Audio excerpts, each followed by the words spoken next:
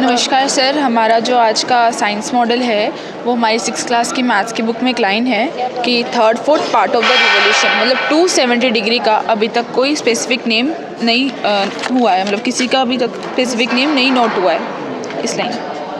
इस लाइन से हमने इंस्पिरेशन लेके ये कॉन्सेप्ट हमने निकाला है। हमारे माइंड में एक वर्ड क्लिक हुआ कि 270 डिग्री एक गुमनाम हीरो क्यों, उसका कोई स्पेसिफिक नेम क्यों नहीं, उसको सिर्फ एक रिफ्लेक्स एंगल के नाम से क्यों जानते हैं, हम उसको अलग से नेम क्यों नहीं दे सकते हैं।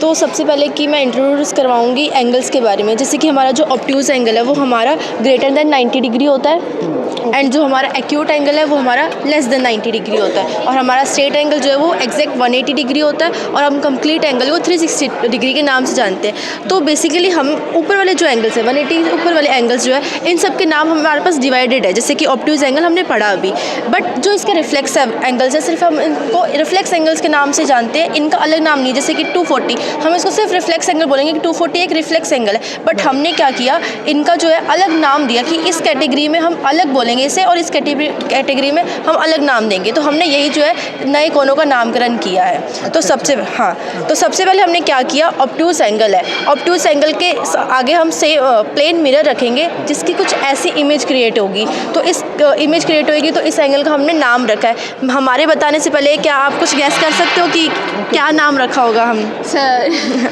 आपने गेस करने से पहले ही देख लिया। जैसे ऑब्ट्यूज़ एंगल है, इसका रिफ्लेक्टेड है, इसलिए हमने इसका नाम जो है रिफ्लेक्टेड ऑब्ट्यूज़ एंगल रखा। हाँ जी, बिल्कुल ऐसे ही एक्यूट एंगल के सामने हमने प्लेन मिरर रखा और ऐसी इमेज क्रिएट हुई, इसलिए हमने इसका नाम जो है रिफ्लेक्टेड एक्यूट एंगल रखा। अब हमारा जो मेन एंगल है 270 डिग्री, जिसके कारण हमने जो पूरा मॉडल है हमारा मॉडिफाई किया, पूरे हमने एंगल्स की नेम फाइंड किए हैं, हम उसकी बात करते हैं। हाँ, जैसे दोनों एंगल का नाम करके आपको हिंट तो क्लिक हो गया होगा कि उसको हम रिफ्लेक्टेड नेम देंगे।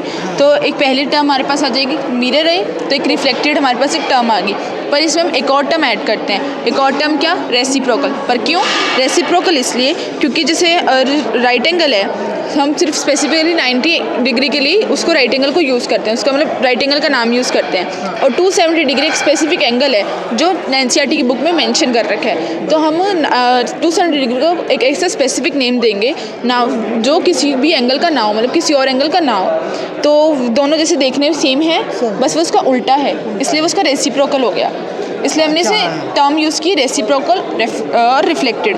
अब ये रेसिप्रोकल और रिफ्लेक्टेड किसका है, राइट एंगल का। तो इसमें हमारे हो गए R R R, reciprocal of reflected right angle. हमारा जो मेन मोटिव है इस मॉडल को बनाने का वो है कि यहाँ से मतलब जो ये लाइन है एनसीईआरटी बुक में से कि third fourth part of the revolution 270 degree का कोई नामकरण नहीं है, मतलब कोई स्पेसिफिक नेम नहीं है, ये हटे, उसकी जगह ये प्रिंट करे कि 270 डिग्री का जो नाम है वो डिफाइन हो चुका है और वो R R R reciprocal of reflected right angle. Thank you so much sir. Thank you.